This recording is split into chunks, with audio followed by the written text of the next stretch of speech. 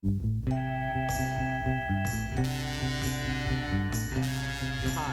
welcome. My name's Todd. The show's called Monkey Time. We're live every Wednesday at 8 o'clock here on Raleigh Cable Access Channel 10. So if you're watching, we're live. I want to talk about a number of things, Carol.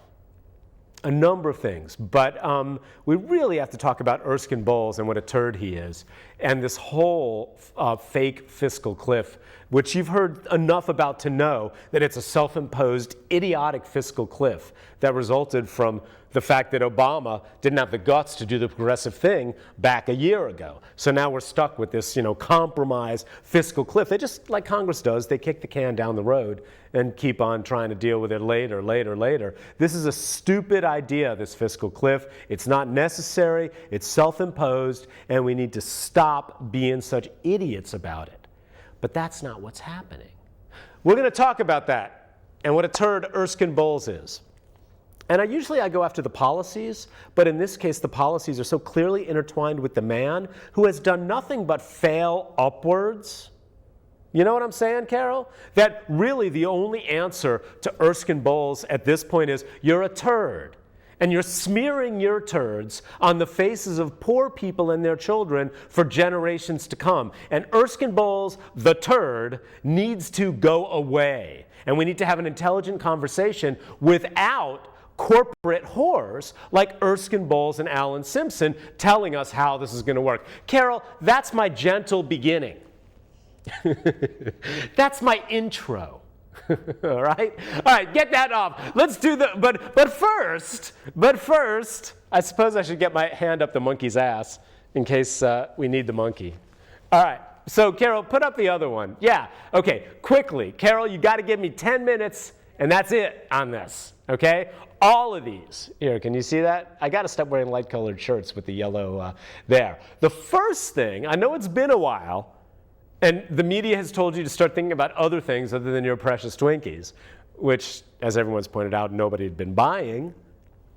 Because, once you hit like age 12, Twinkies kind of lose their appeal and start tasting like plastic, sugary garbage. Yeah, right.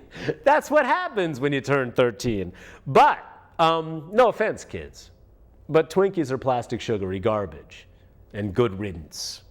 And I say that, Carol, as someone who, if you gave me one right now, would probably thoroughly enjoy it. Yeah, I do too. Yeah, Carol says that too. So, here's the key thing. I know this is last week's news. I've already wasted 2 minutes. I haven't even said anything yet. Bye. All right, Carol's going to hold me 10 minutes for all three of these. All right, and you can call. Our number is 996-6775. You can call. I have learned that since we dropped down to a half hour, you don't call, you just listen. And, I would rather you call. So 996-6775. But I don't need you to call. Let's just establish that. Because I do this because my head would explode if I didn't do it. So, that's why I do it. All right. So, number one. We all know there were two bakers' unions, or two unions, the Teamsters and then the Teamsters who agreed with the Hostess executives about these horrible cuts, and then the bakers' union and the confectionery workers' union that said, no, we're done. But here's the key that you may not have heard. The Hostess executive, the CEO there, makes a specialty of spending just a year or two at companies before he sends them down the crapper. If you look at his resume, he'd only been at Hostess for like 2 years, year and a half, 2 years. And before that, the last company he was at for a year, year and a half. The company before that, he was at for a year. Company before that, year and a half, 2 years maybe. He makes a specialty. This is the guy that the Bakers and Confectionery Workers Union looked at and said, wow, you're the guy we're dealing with here. You don't act in good faith. Your whole raison d'etre, reason for being, is to screw companies and get as much money out of them as you can as you send them down the toilet, just like Mitt Romney. So the Bakers Union, the smaller union that didn't agree to this, I think had a point. And now we're finding out that they may have been in talks with other potential owners. So the idea behind letting Hostess fail was, yeah, maybe we can get someone else who's not a vulture capitalist, who's just there to suck out whatever value's left and then close the company down. And maybe we can deal with someone else who has a little bit more of a commitment to keeping the company and Hostess Twinkies alive. So that union, the Bakery Workers and Confectionery Workers Union, said, we are done with this jerk. If you look at the career of the careers of the top executives at Hostess, remember they had done no investment over the past 10 years since the first bankruptcy. The whole point, the whole trajectory of Hostess wasn't the bakery workers' fault. No investment, no change in strategy. Even Forbes was saying this. It's not just me, this liberal left-wing gay monkey, right? It's Forbes and Fortune looking at Hostess going, yeah, they hadn't done a damn thing to change, to adjust to the market. Why?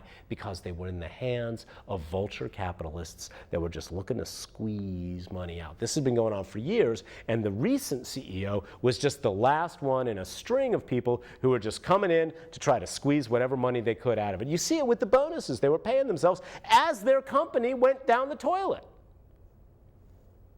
They're trying to get these huge bonuses, and the creditors are screaming at the judge, don't let them take those bonuses. This isn't just a left-wing issue. This is a basic free market, you libertarian capitalists, this is a basic free market capitalist issue. This company's been going down the toilet for years, and as they watch it swirl the last few times, the executives, instead of paying off the creditors that are owed, are trying to get a judge to allow them to take $1.7 million in bonuses. Come on, libertarians, give me a break. The villain here is not the union. Or if you must insist that there's villainous elements in the union, then you also have to say that these people are bad managers, bad capitalists that are ruining what was once a solid company, and they didn't do the basic things that capitalists would do if they cared, and should not be trusted by the workers. And I think a good libertarian would agree to that. Okay, how much time do I got, Carol? 1 minute for the other two. Okay, Dix Park and the mentally ill. Remember, when Reagan shut down a bunch of mental hospitals across the country, funding for a bunch of mental hospitals, they passed along this idea, they spewed this bullcrap that we would do community care centers. And the mentally ill would be better off in communities rather than isolated in these hospitals.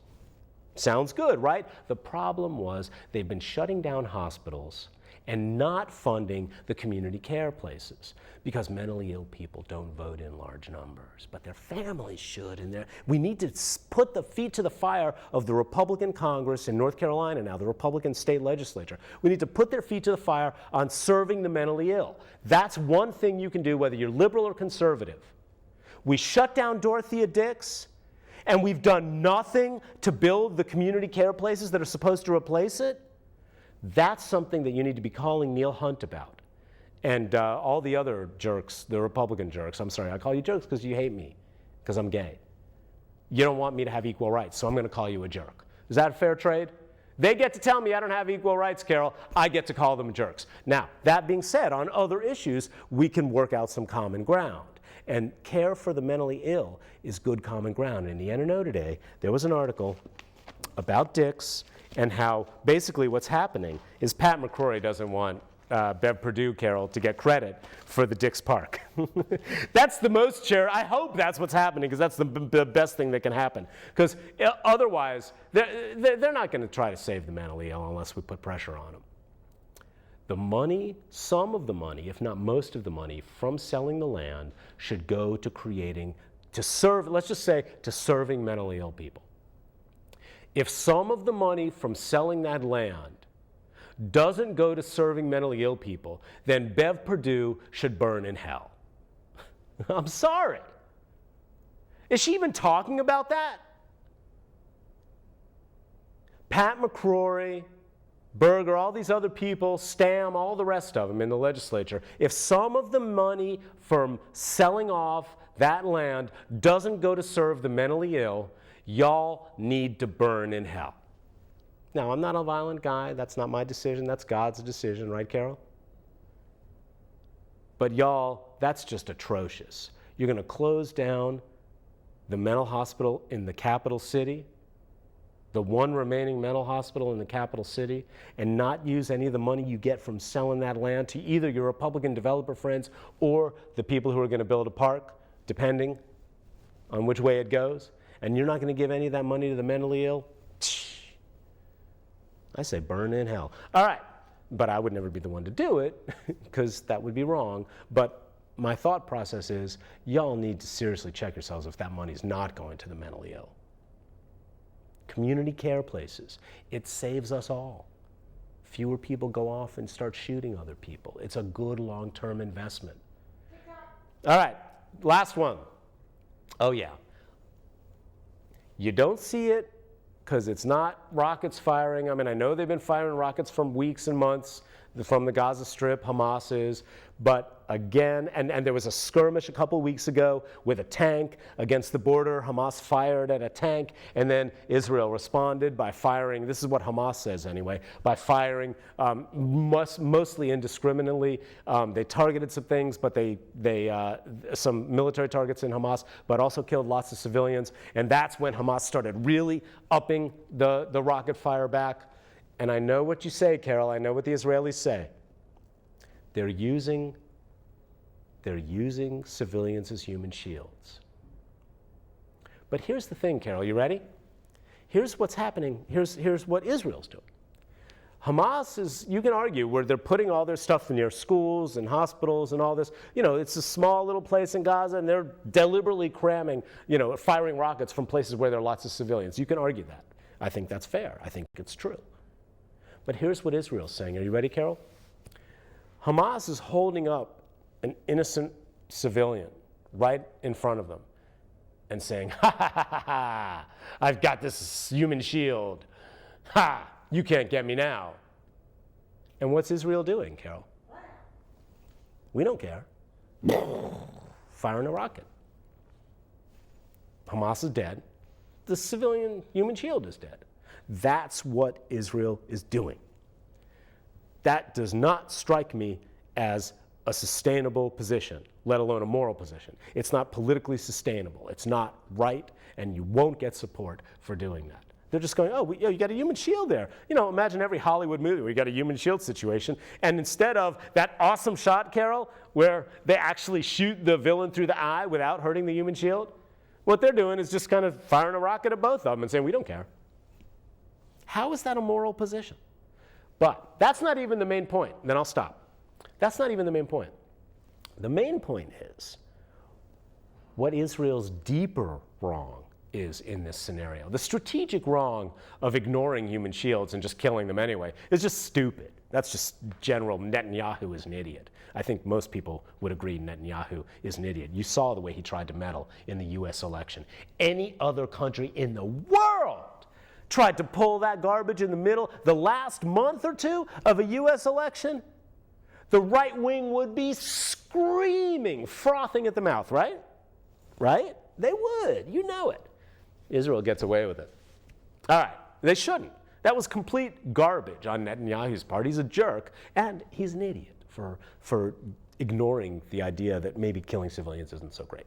So, the deeper wrong that you're not seeing on a regular basis is the slow, ongoing churn of Israeli theft of Palestinian land in the West Bank. The courts in Israel are rubber stamping it. All the political parties are looking the other way. There's a small minority of maybe 20-25% of the Israeli people that now want those settlements to stop. But the fundamentalist Jews and their fundamentalist Christian brethren here in the United States, who keep sending them money and saying, yeah, do it, do it, do it, who are relying on this 1,500, 2,000-year-old book of stories to say, we have the moral right to steal this land from you, Palestinians. It's our land. God promised us this. That's what's driving it. And Israel is stealing water. They're building their fences and their walls around the water, not around any other boundary, but around where the underground reservoirs are, right? Or the water table is. This is fact. They're stealing land constantly from the Palestinians. The Palestinians constantly see it. And how would you react? All right. So, should we bring out the monkey? Oh, here he is. Thank you. Boy, you took too long. That feels good. Oh, no, just use your hand. Yeah, right there. Oh, that's good. Oh, so, Erskine, the fiscal cliff. Put up number, yeah. This is a good question. This is a good question, monkeys. Go to my Twitter page, and there's a couple of links to really good articles exploring this question. Because thank you, Carol, thank you. The idea that Social Security is deeply insolvent is a big part of this. And the question is, how much in the hole is Social Security really? These are good questions. I don't pretend to have the answers.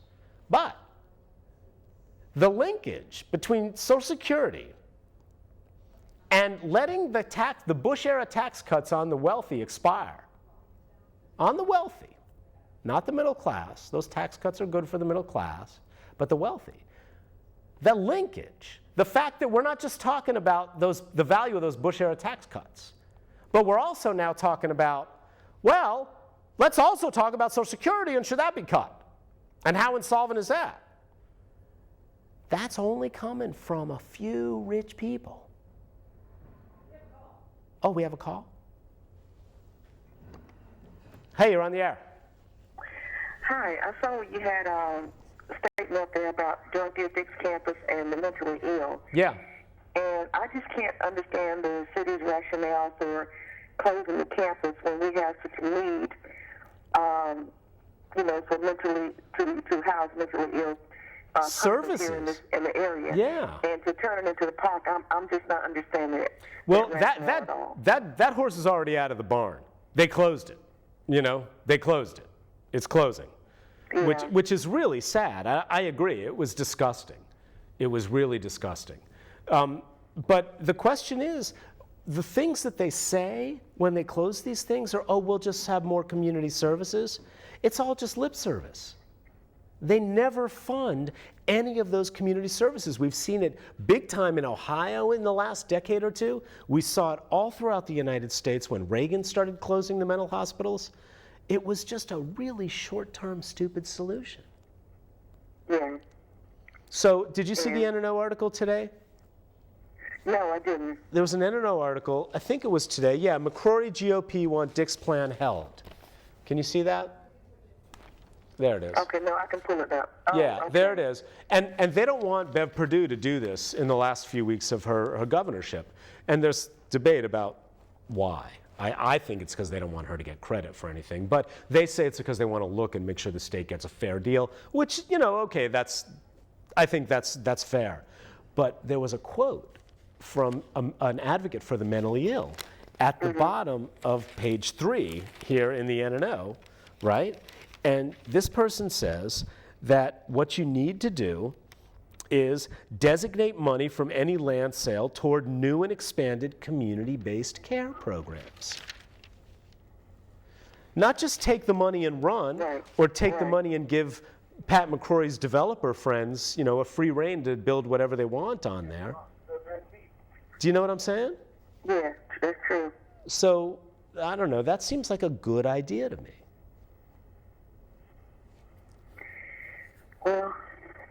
Well, can I suggest something? Yeah. Call Pat McCrory's office. Call Neil Hunt, who's one of our in this area, a representative in the Senate, who claims to be ostensibly a deeply Christian man.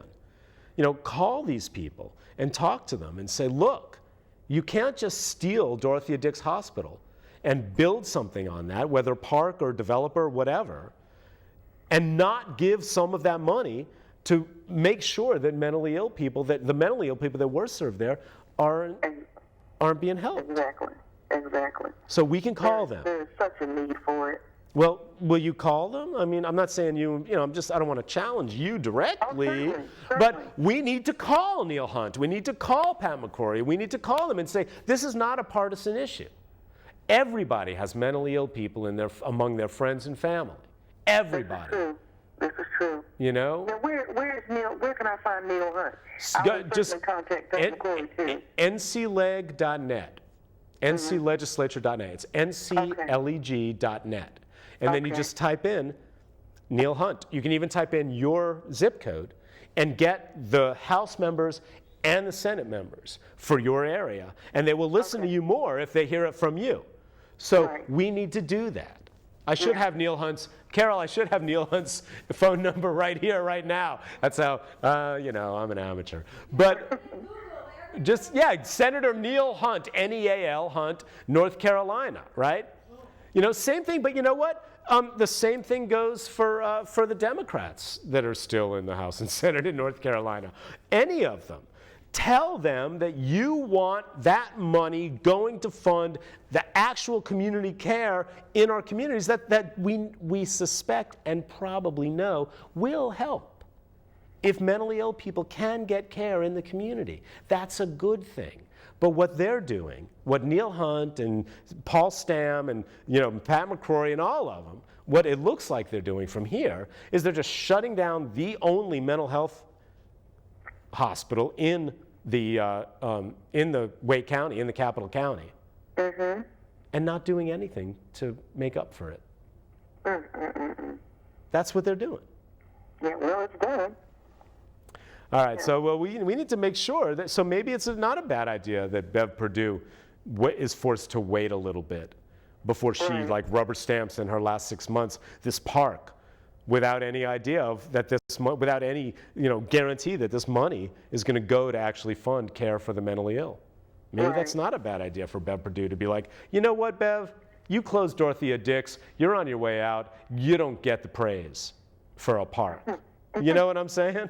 All right. All right. Well, thanks for calling. Do you have anything else? I've talked all over you. Do you have anything else? No. Thank you so much. So you're concerned about the mentally ill in North Carolina with the closure of Dorothea Dix? Yes. A lot of us are. Did I spell McCrory right? Look at it. McCrory, M.C. Crory. Yeah. Yeah. Thank you, ma'am. Thank you for calling. Thank you. All right. Capital C on the second one. Neil Hunt and Pat McCrory, phone, email. ncleg.net. And I don't want to single out Neil Hunt. I do because he's anti-gay, And so I'm like, well, maybe we can agree on something, Neil, that screwing over the mentally ill and their families is perhaps not the Christian thing. Maybe we can agree on that, Neil. So anyway, all right, so can we go back to talking about Erskine Bowles being a turd? So Erskine Bowles fails upward and somehow manages to be on this commission, and Congress ignored their recommendations, but Erskine Bowles and Simpson still decide to fight what they think is the good fight and push these recommendations that will raise, 3 minutes, that will raise the age of Social Security, where you get Social Security, and push it back. This is ridiculous. Medicare. And now the question of whether Social Security should be on the table is an interesting one. I don't think it should. I didn't think it should, but now I'm thinking maybe it should. And if you go to my Twitter page, there's a couple of really good articles that cover all the different aspects of this. Social Security could be made solvent for the next at least 30 to 70 years by doing one thing. Actually, 75 years, according to one congressional, nonpartisan congressional financial office. 75 years. All you have to do is take, right now, everybody pays Social Security tax up to $90,000, and then it's capped. And then they cap the benefits, so you don't get any more than that. If you have $100 million, you still only get your Social Security benefits as if you were, making $90,000. Which leaves open the question of why is somebody making $100 million getting any Social Security at all? Well, if we raise the cap on income that gets taxed for Social Security, it won't cure everything, but it will go a long way towards keeping Social Security running and solvent for the next 60, 70 years. Raise it to $150,000 or even $200,000, but keep the benefits capped at what they would have gotten for $90,000. Again, you're affecting a tiny sliver of the American population. If that one move, raising the cap on Social Security benefits that get taxed, on income that gets taxed from $90,000 to 150,000 would pour so much more money into Social Security that would then keep it solvent for decades to come. But instead of that, making a few rich people at the top pay a little bit more in Social Security tax, right, over $100,000, and then maybe capping if you make over $500,000, you still get your benefits topped off, right, at $90,000. Instead of doing that, what Erskine Bowles is saying, and what CBS and all these other outlets that are bringing on, the head of the CEO of Goldman Sachs just came out and was like, Social Security was never meant to have 30 years of retirement after 25 years of work. 25 years of work? On what planet does the CEO of Goldman Sachs think most Americans retire after 25 years of work? Now, some do. 10 seconds. 10 seconds? Yeah. Oh, man. All right. Go to my Twitter page. Erskine Bowles is a turd.